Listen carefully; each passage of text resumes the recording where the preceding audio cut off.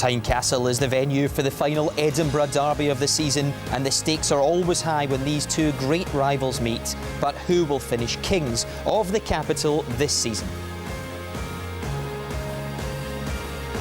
It's been a traumatic campaign at times for Hearts fans. Financial problems and the looming threat of administration means they can't breathe easily just yet. But if Gary Locke can inspire a fourth win in 5 games, then the Jambos will believe they can finish above their neighbours in the SPL once again. Despite their lowly league position, Hibs do have a Scottish Cup final just around the corner to look forward to, and that means they're already guaranteed European football next season. But form has been poor in recent months, so a first win in 14 league derbies would go a long way to restoring some confidence ahead of their visit to Hampden.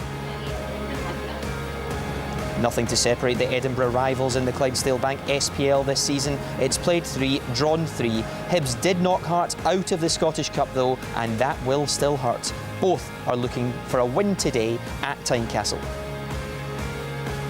Here's a look at the SPL table. Inverness failed to confirm their Europa League place yesterday, losing at home to Dundee United. That means St Johnstone in 4th do still have hope, despite losing at Parkhead. Ross County are in the mix too, but they really need to win at Motherwell later on to stay in the fight for 3rd. As far as our game goes, Hearts are just a point ahead of Hibs, but neither will be happy with their current league positions. They sit in 9th and 10th respectively. Good morning, welcome along. No one ever wants to lose the last derby of the season. It makes that summer break feel that little bit longer. With me in the studio, Michael Stewart, who played on both sides of the divide in Edinburgh, and Stephen Craigan. Good morning to you both, gents. Well, Michael, what was this game like to play in? Oh, I think it goes without saying that it's a fantastic game. Obviously at the moment it's the great biggest game that we've got in the Scottish fixture list, and I think today we're going to look forward to hopefully a bit more of a entertaining match, and I think that it bodes well that we'll get a good result and some bits of incident that we can talk about in the studio. Yeah, I hope so. The last 2 games haven't been the best. 0-0, 0-0 of course. How important is it though to finish above your league rivals, even if it is in the bottom 6? I think it's vitally important, especially for the way that the league campaign's gone so far for Hearts. It's not been particularly great, but if they're able to finish above Hibs, it manages to put a little bit of a better gloss on things. If Hearts, Stephen, were to finish above Hibs this season with all the financial problems they've had, what does it say about Hibs? Well, that's the worrying stat, Darryl. The fact that Hibs have done so well. I think up was early November they were sitting top of the table. They were. I think they beat Celtic on the 29th of December, moved into 2nd place, and it was all looking rosy for the second half of the season. But only one league win in the calendar year of 2013 is really worrying. Pat Fennon's constantly changing his side. He's got a huge cup final coming up. I don't think he knows his best team. He doesn't know his best players. If I was a Hibs fan, I would be slightly worried, not just about this season, but also, I think, the next 2 or 3 seasons. They're 15 points better off than they were this time last year, but only 1 league place now. Do you worry that maybe the progress we thought that was being made on Leith is actually not being made? Exactly. Up until Christmas, as I say, it looked as if Hibs are going in the right direction. Am I being fair there, by the way? Because they're in another Scottish Cup final. Listen, absolutely, I know, but I think the Scottish Cup final is papering over the cracks. I think there's no doubt about it. Is it the manager's not good enough? Is it the players he signed, aren't good enough? That's for the Hibs fans to judge. They watch them week in, week out, but I still think there's vast improvement needed. Well, a big game for both teams today then. Let's find out who's in and who's out. Team News with Derek Ray.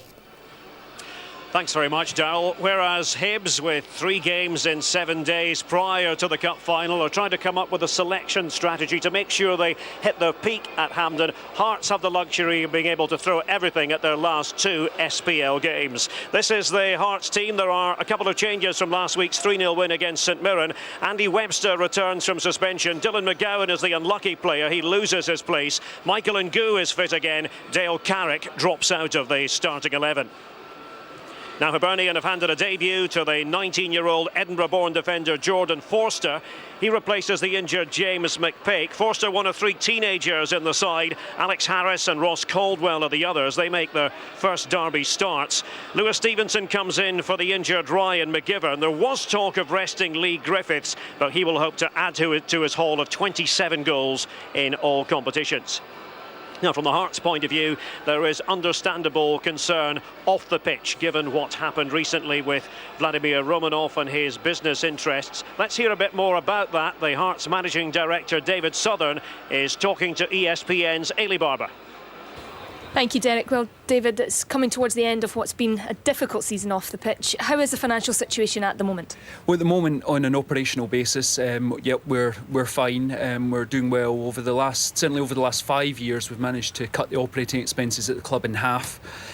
Also, our wage to salary turnover ratio is now at its lowest level for 6 years, and our debt has stabilised. So, on a day-to-day basis, things are good. There's the added worry, I suppose, of Ukio Bankas going into administration. How is that affecting things, and has there been discussions between the administrators and Hearts? Yeah. On an operational basis, there's absolutely no difference to when Ukio Bankas was fully operational. However, there are discussions going on over in Lithuania. But the important thing to remember is we actually do have an agreement in place with Ukio Bankas which takes us through to December 2015, which is an interest payback agreement, and we expect that agreement to continue through until December 2015. From your point of view and from the club's point of view, what is the biggest worry at this stage? To be fair, we're an optimistic bunch at Tynecastle, and with what we've seen on the pitch, we've been heartened by what we set out to do at the start of the season, which we described as a transitional season. This was always going to be a transitional season, but we're now seeing some of the best young players in the country performing very well, and we hope to see the same again today. And just quickly, in terms of league reconstruction, a positive move moving forward to next season? We certainly hope so. Over the next 2 weeks, we fully expect that we'll see clubs vote for change and introduce playoffs in a single merged body and all 42 clubs moving together. Thanks for your time, David. Pleasure. Some good news on reconstruction at last, some positive news as well, it seems, on the financial situation at Hearts. But the fans, though, Michael, will still be really, really concerned. Yeah, I think it's inevitable with with what's going on in Lithuania that there's going to be nervousness amongst the supporters. I'm sure that there's a slight nervousness amongst the staff and and David Sutherland himself. It's really difficult to try and predict what is going to happen, but hopefully there is going to be discussions amongst the administrators and the club itself, and obviously the huge concern is that something would happen to Tynecastle in terms of being sold on or whatever. But hopefully it doesn't go back to the the stage where we're sitting with Chris Robinson looking at selling the stadium.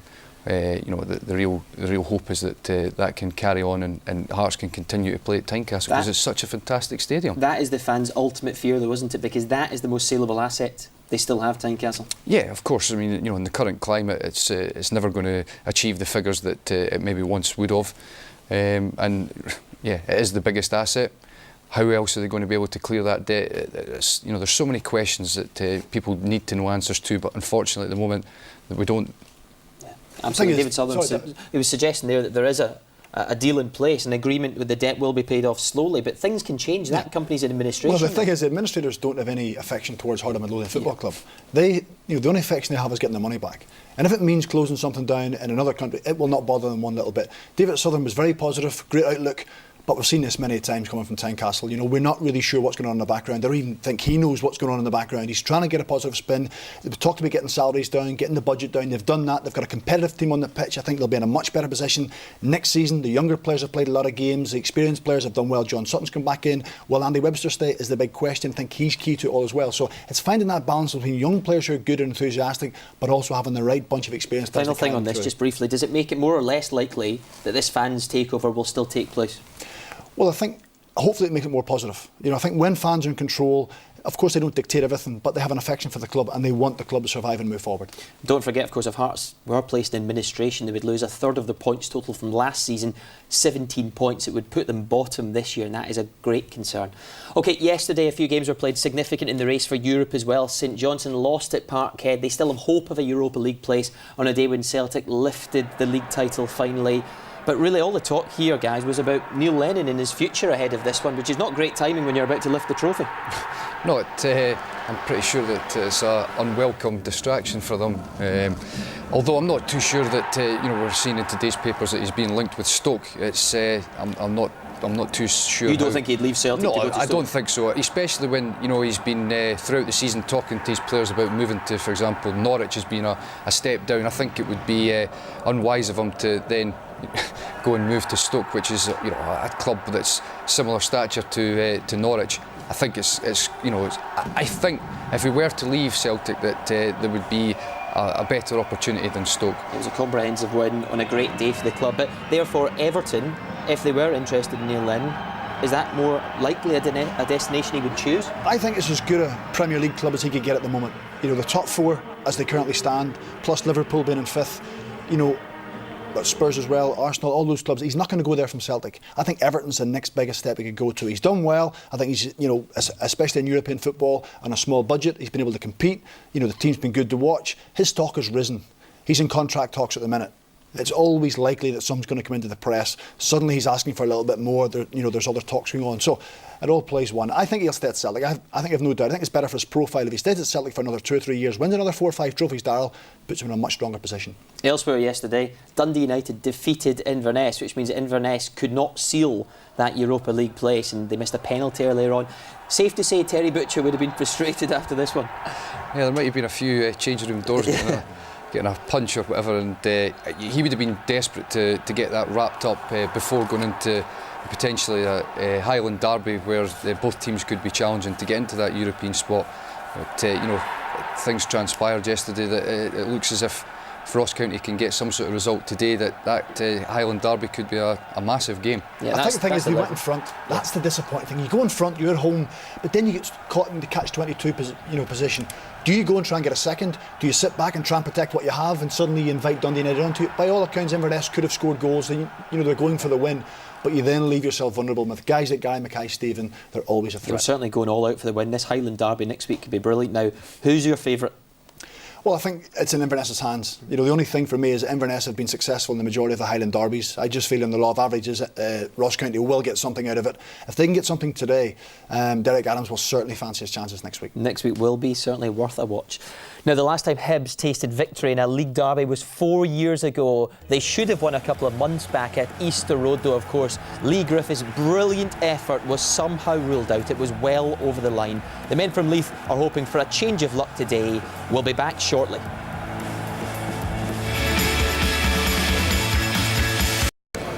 Welcome back. There's a bumper crowd expected at Tynecastle for the final Edinburgh derby of the season. Hibs haven't won a league match against their neighbours in 4 years. If that's to change, then they'll need their main man to hand out some capital punishment.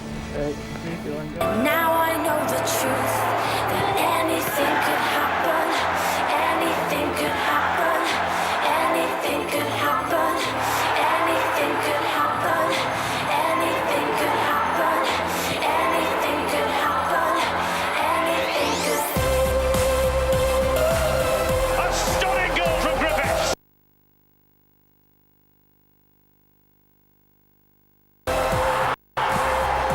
That's what Lee Griffiths is capable of. It's a goal to take your breath away.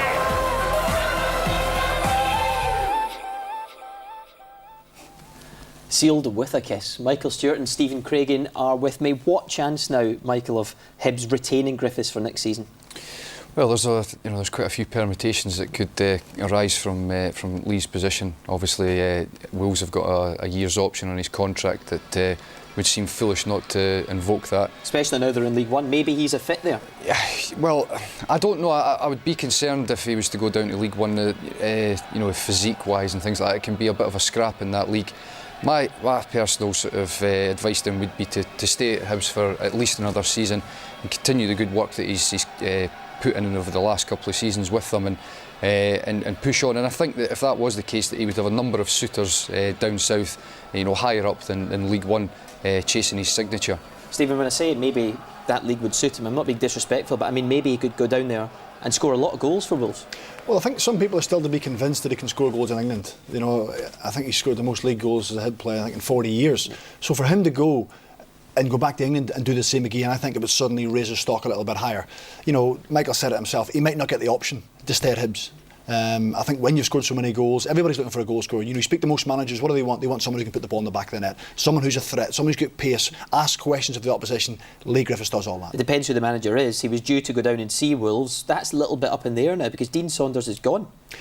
I think that wouldn't suit him either. I think Lee Griffiths wants to be loved. He wants to be somewhere where he's the main man, he's a talisman, everybody looks to him, and he won't get anywhere else, I don't think, apart from Hibs, that will do that to him. But you know, when you're successful, when you're scoring goals, other clubs will look. So he might get better options, better financial options. If they arise, I suspect he might move on. Hibs have got their defensive problems as well today. Jordan Forster is making his debut in an Edinburgh derby. Are you concerned? He's up against the likes of Sutton and Gu, big guys. Yeah, you know, he looks as if he's a good size. He's going to need that because he's up against, as you said, Sutton and Gu, two big guys that I'm sure will be looking to put their weight about. I'm sure he'll hope that he doesn't repeat his East Fife derby where he scored an own goal. I'm sure if he was to do that today, there'd be some issues amongst the Hibs supporters. Would you be expecting a few elbows here and there coming his way? Well, you know, I wouldn't want to suggest that sort of thing happens in a match, but you know, Stephen will probably tell you a wee bit more about John Sutton's nature with elbows rather than I can. Stephen, we may come back to that in just a second. Let's get the pre-match thoughts of both managers now. Pat Fenlon and Gary Locke have been talking to Ailey Barber. Well, Pat, I think you're the busiest club in the SPL going towards the end of the season. Is it positive, though, to have a game like this, a derby game, in this run-up to the cup final? I think so, yeah. I think it's a positive. Obviously, the game last week being cancelled and having another one scheduled midweek, but we've got to deal with that. That's the way the situation is. But I think it's a great game to be involved in and come to the end of the season, yeah. No James McPake today. Is that an injury concern, or is it a case of just keeping him fresh for the run-in to that cup final? No, he's got a bit of a niggle as well, and Tim Clancy as well, and Roy McGivern, so the three of them picked up little niggles, and we'll see how they are over the next few days in relation to Wednesday, but I'd say they could be doubtful for Wednesday as well. How much has the rearranged game sort of changed your preparation, not just towards the SPL games, but towards that cup final as well? Yeah, well, it's tough, obviously, with the 3 games in a week where we had a plan with only 2 games at the weekend, so we won't get a lot of training done, but I think the players will tell you that they want to play football matches, you know, and we've done a lot of training since the start of pre-season, so it's just a matter that we keep them fresh now between games and make sure they're ready to play. And some young guys in the team today, a huge chance for them to stick their hands up towards that cup final. Is it the performance that you're looking for today more than the result in some ways? Yeah, I think we've got some young boys in the team. Obviously, Jordan comes in and I think for his first start, so big game for him. I'm sure he's looking forward to it as well. And like you say, gives people an opportunity now to put themselves forward to be in the cup final squad. And you know, we'll probably chop and change a little bit again on Wednesday, I would imagine. Thanks for your time, Pat. Cheers, thank you. Gary, the penultimate game of the season, your first Edinburgh derby as permanent boss, and a chance to finish the season on a bit of a high. Yeah, it is, but we know how difficult it's going to be. You know, Hibs have had a good season. They've got a cup final to look forward to. So, you know, stress that to the players. You know, the Hibs players are all playing for a place in the final. So we need to match that. Is it a case of result over performance today for you? Is it a case of finishing up as high as you can? Yeah, I think it's the same in any derby match. You know, certainly the 3 league games this season, there's not been great spectacles by any manner of means. So, just say to the players, you know, take a scrappy performance as long as we get 3 points. There is obviously as well the financial reward of finishing higher up the table. So that, I'm sure, given everything that's happened off the field, is a bit of an incentive as well. Yeah, it is. I know, you know, everyone knows the financial predicament of the club, and if we can finish, you know, a couple of places higher up than where we are at the moment, it's worth a bit of money to the club. So, but you know, that's not the main focus. The main focus is that we try and get 3 points against, you know, our biggest rivals. Thanks, Gary. No problem. 9 academy players in the Hearts squad today. Last week, 11 in the squad, 21 or under. With that in mind, how good a job has Gary Locke done? Well, I think when Gary came in, the only way Gary was going to convince people that he was the right man for the job is, like every manager, you have to win games. I think he's going for his 4th successive home win at Tynecastle. The fans are starting to buy into what he's doing. I think what the advantage he's had over John McGlynn, he's getting the younger players at an advanced stage. John McGlynn had them young, they were coming in, they were making mistakes, they were naive. Gary Locke has had them 20, 30 games into the season where they've matured a little bit better, they've moved on their careers. So, you know, plus he's got the balance. I've mentioned it earlier, John Sutton, Andy Webster, Michael Ngu, I think have all made a difference to the young players. Of the young men, who are the standouts? Kevin McCarthy for one? Yeah, I think you know, a lot of the Hearts supporters talk about Jamie Walker as well, but Kevin McCarthy's certainly come into the team and done well. You know, Stephen mentioned there about the fact that the youngsters have improved as the course of the season's gone on, and he's certainly one of them, because at the start of the season I was a few question marks over McCarthy, but he's definitely moved on. And you said Walker as well for you? Yeah, I think Jamie Walker's been the standout. He scored a fantastic goal last week against St Mirren as well, and I think he's the one that the fans, he gets the fans off the seat and he creates a little bit. He's got that little bit of X factor about him, and he brings that to the Hearts team, and it's definitely needed because, as everybody knows, it's been a very disappointing season. Absolutely, 19 years old. We need players like that in the SPL. Okay, kick-off is not far away now. We're closing in on the last Edinburgh derby of the season. One final chance to own the bragging rights. Who can land a pre-summer blow? Remember, the last two derbies have finished 0-0. We're desperate for goals today. Hibs did knock Hearts out of the cup. We get underway at high noon next.